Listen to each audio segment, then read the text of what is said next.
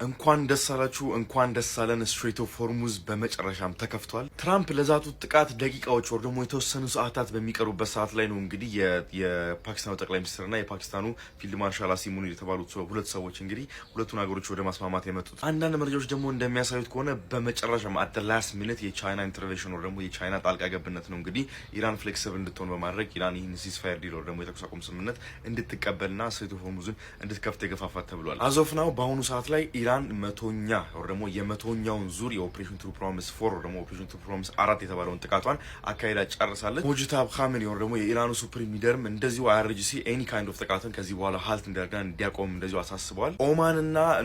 ኦማንና ኢራን ናቸው እንግዲህ ከዚህ በኋላ ስትሬት ኦፍ ሆርሙዝ በሚያልፉበት መርከቦች ወር ደግሞ በዛ የሚያልፉ መርከቦችን ፊ ወር ደግሞ ክፍያ የተቀበሉ ያሳልፋሉ የተባለ የሚገኘው የ10 ፖይንት የመደራደሪያው ደግሞ የ10 ፖይንት የመግባቢያ ነጥቦችን እንግዲህ ኢራን ጽፋ ወር ደግሞ ኢራን አዘጋጅታ ለአሜሪካ ሰጥታለች። አሜሪካ እነዚህን ፖይንቶች ተቀብላለች ተብሏል።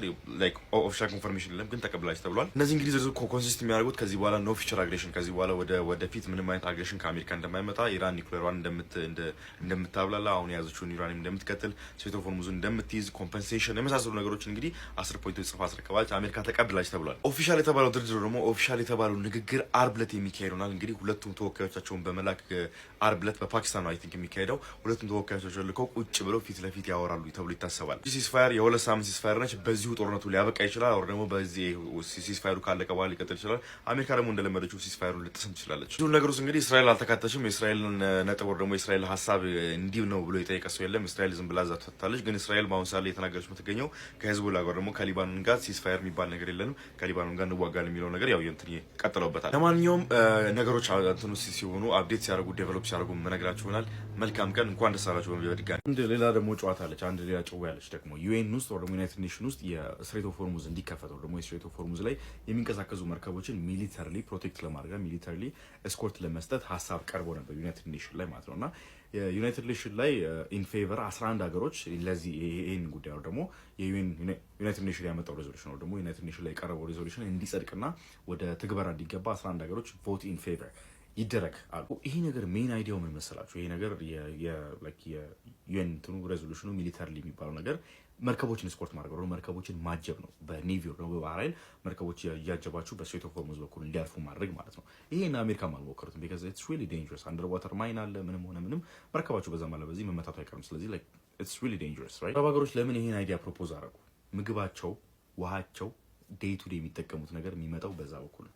እንደኛ ወይ ወንዝ የላቸው ወይ ደግሞ ምንጭ የላቸው ወይ ደግሞ እንደዚህ እንትን የሚሉ ውሃቸውን በዛ ነው የሚያስገቡት። ምግባቸውም ውሃቸውም ዴይ ቱ ዴይ የሚጠቀሟቸው ነገሮች በዛ ነው የሚገቡት። ስለዚህ ወደ ረሃብ እየተጋለጡ ነው እነዚህ ሀገሮች። ሚሊተሪ ይሄ መርከብ ሰፖርት ማድረግ ወይ ደግሞ እነዚህ መርከቦች በስትሬት ኦፍ ሆርሙዝ በኩል እንዲያልፉ ሚሊተሪ ሰፖርት የማድረግ ጉዳይ ላይ ዩኤን ሪዞሉሽን ተቀምጠው ነበርና ሩሲያና ቻይና ቪቶ አድርገውታል። ለዚህ የሚባል ነገር የለም በሚል ማለት ነው። ለምን ሲባል እንግዲህ ያው ቻይና ሩሲያ ኦብቪየስሊ ያቀረቡት እንትን ውሳኔው ዋን ሳይድድ እንደሆነና ኤስካሌሽኖች ወይ ደግሞ የጦርነት ይሄ ምንድን ይባለው መፋፋሞችና መጋጋሎችን ሊያመጣ ስለሚችል ነው ብለዋል። ቦታው ያቺ ስትሬት ኦፍ ሆርሙዝ የምትባለው ቦታ ማለት ነው 1/5 የዓለማችንን 20% የሚሆነውን የነዳጅ እንቅስቃሴ የምትይዝ ቦታ ነች። ስለዚህ ነዳጅ ከዛ ቦታ እንቅስቃሴ ጠፋ ማለት ቀጣዩዋ ከፍተኛ ነዳጅ አቅራቢ ልትሆን የምትችለው ሩሲያ ነች።